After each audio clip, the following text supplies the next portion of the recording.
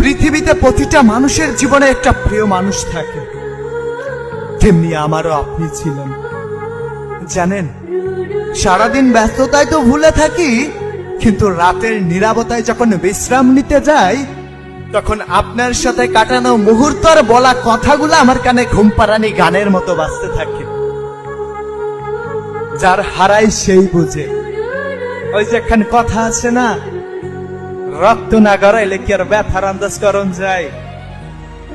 হয়তো আপনিও আমাকে ভুলে গেছেন। নারী নাকি অন্য পুরুষের ছোঁয়া পেলে তার সকল স্মৃতি ভুলে যায়, কিন্তু আমার জীবনে আপনার সাথে কাটানো মুহূর্ত আর কিছু স্মৃতি কখনো ভুলবার নয়।